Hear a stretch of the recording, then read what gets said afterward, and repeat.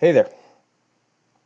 Okay, so what we're going to cover today is the very first two steps that you need to do when you first purchase Apollo.io. Many times we walk into accounts where we're going to implement this solution or they've already purchased it and done a lot of work in it, and this is the couple things that are always looked over and they're super important.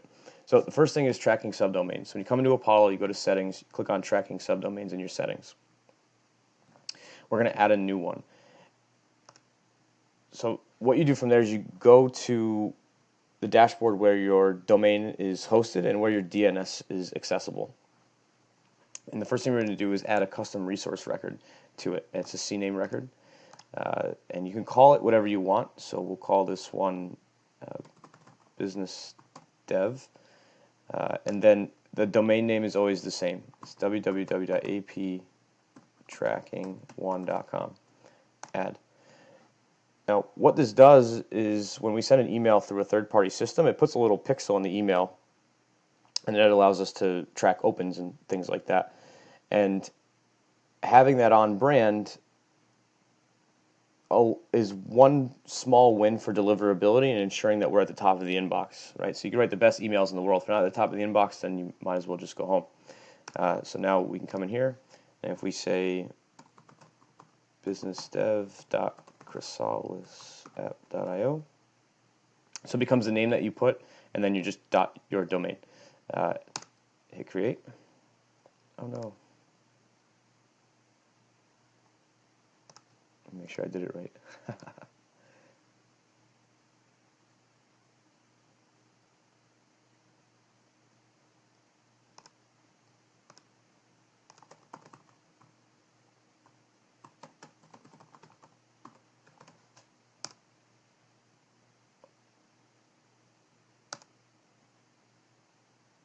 There we go. Now it's healthy. You have as many of these as you want.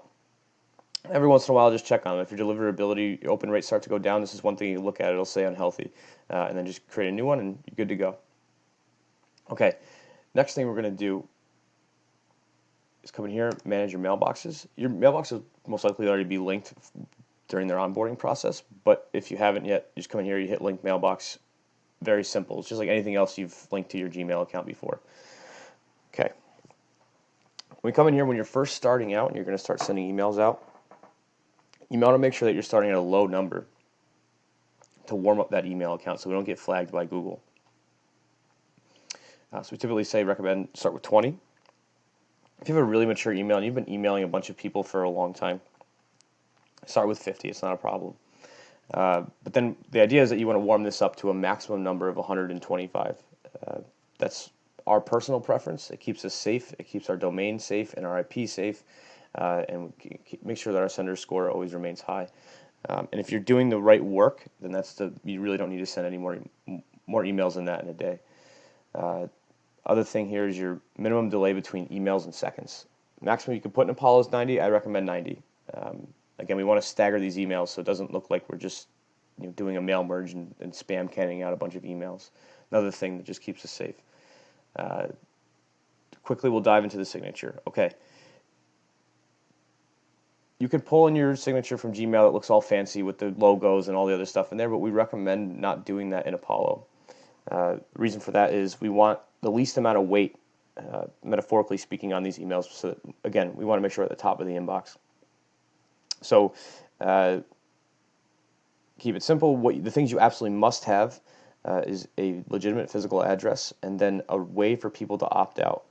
Apollo does give you the ability to put a one-click opt-out, but we don't prefer that as a salesperson myself.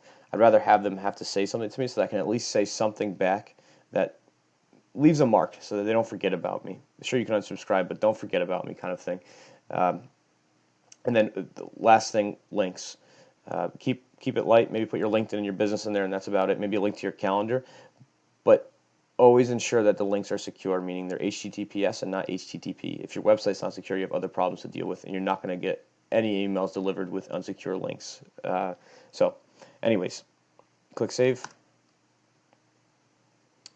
And now, theoretically, you're ready to start sending. But what we're going to cover next in the next video is how to set up your contact and account stages to mirror your business process and your sales process, and use the rules engine to connect the two so that you can have insights into your ability to penetrate accounts and how many accounts you're targeting and things like that. And I'll leave you with that for today. It's a great first start. In the link in the description, I will put one of Apollo's top sales reps. So if you want to get started with them and kind of figure out what you need from them, he's the best in the game over there.